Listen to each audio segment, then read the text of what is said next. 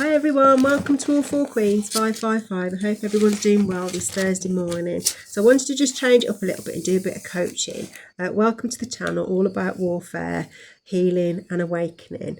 In my journey, still a little bit on the periphery of warfare, but I'm hoping to shift a little bit so we can just mix it up a little bit and hopefully get some coaching in there and some awareness of other things that may be important, especially as we go through awakening and healing.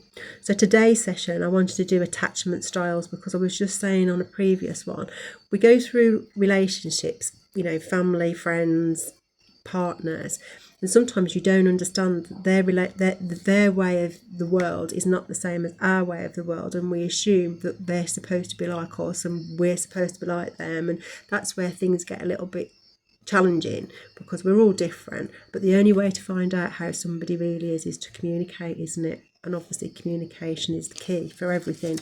But just wanted to touch on attachment styles because not everyone has the same attachment styles, and these were derived by John Bowlby. Attachment theory and the psychological framework.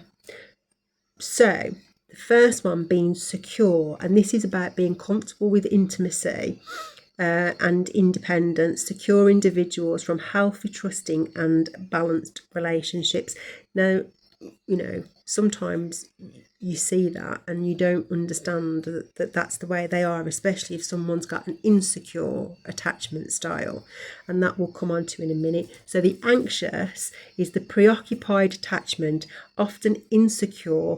These individuals crave high level of intimacy because their fear of abandonment, and these types are sensitive to partners' moods. So, you know, sometimes when they assume that someone's in a bad mood, or they've got to constantly text you all the time, or got to know stuff and be around you, it's because they're insecure. But as we go into healing, there are things like the abandonments that we need to heal. We need to understand from our generational curses where they come from. Is it a past life or is it this life? And then look to heal it. And that's the same for the spirit of jealousy, the spirit of envy. They're all things that somebody's carried through, either past lives or as something happened this life that has created that spirit within them.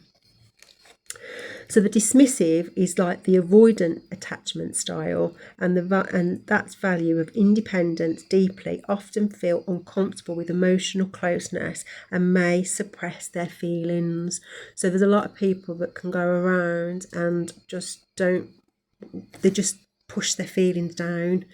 I'm not going to sort of judge it, but I don't necessarily think it's the healthiest way to operate in the world, because obviously we all have different relationships, and as different relationships take a different turn, certain feelings may come up that maybe should be addressed and communicated so that they don't build resentment.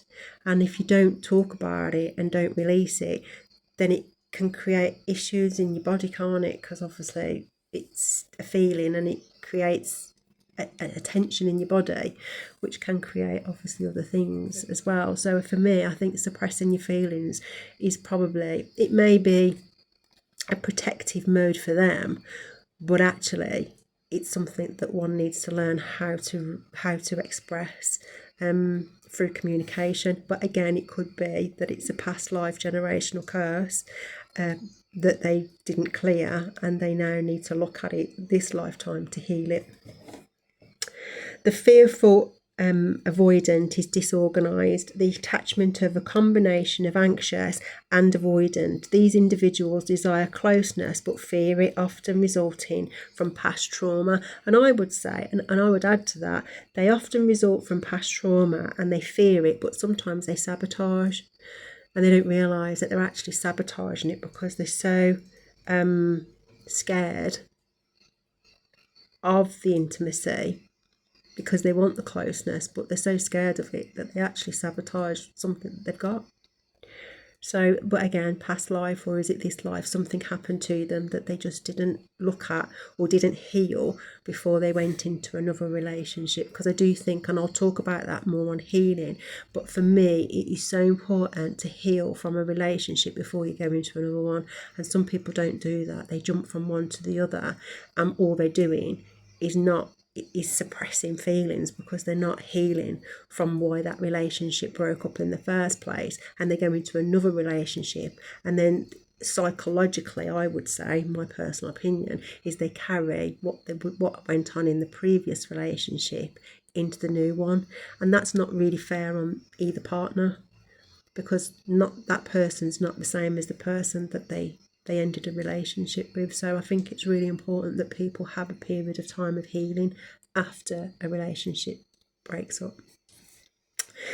That's my opinion anyway. So a lot of this could be rooted in early childhood, and obviously when we talk spirituality, we also look at past lives, and it could be past life as well. And the patterns act as an internal template for programming learnt behaviour to protect oneself from pain of the past.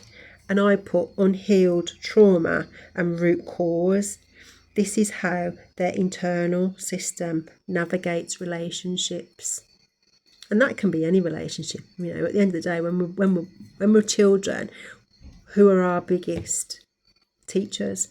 And if they have issues in terms of the things that they haven't healed, then it could be that we pick them up as well. You know, same as their fears, isn't it? It's all relative. But obviously, as adults, I do believe that we have a responsibility to ourselves to heal that and develop and get the appropriate help that we need if we need it, and just learn, you know, and grow ourselves.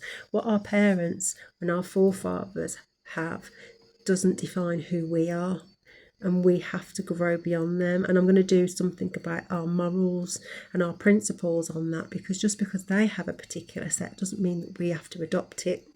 We learn our own eventually, because then when we have our own families, that's what we bring into our own families, and that's not dismissing theirs. It's just it may not work for us. It's just the way it is. So the impact, they influence communication, trust, conflict resolution, and the emotional intimacy. So the flexibility, while they'll try to develop early attachment styles, are not rigid. And I believe that. I personally think, I mean, this is my personal opinion, and I'm no psychology, but this is from personal experience. I think we're a mixture of all of them in reality, depending on what situation we're in and who we're with. I think we can be a mixture of all, a bit of secure, a bit of anxious, a bit of dismissive, and a bit of fearful, avoidant. I think we can be a bit of a blend of all, really. And that goes back to the other one that I've done. I think we can be a blend of all of those as well.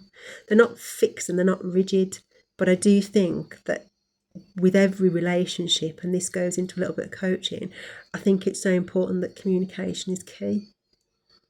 That you understand how that person's attachment style is, so that you can build that relationship on that foundation of each other, opposed to what was happening outside of the two of you before you got together.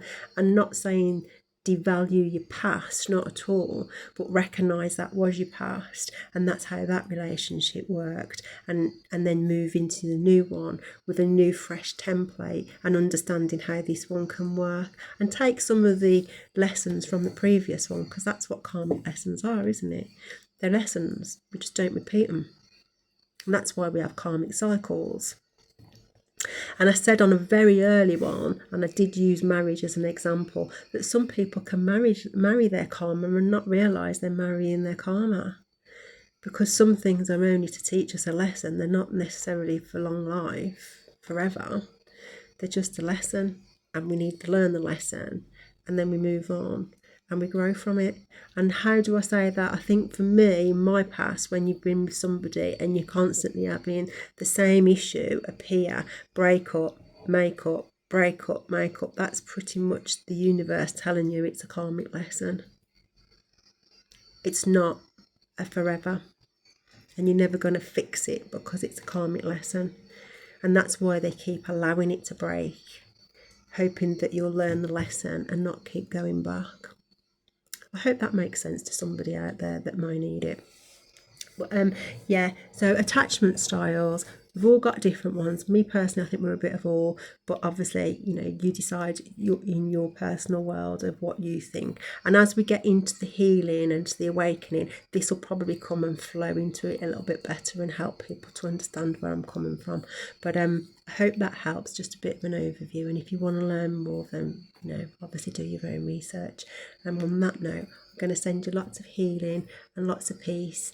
And I hope you keep up with your spiritual practice. And if you're into scripture, great. You know, I hope you're reading it. And if not, then I hope you do whatever you feel is right for you. And I'll catch you on the next one. Send you much love and light. See ya. Bye.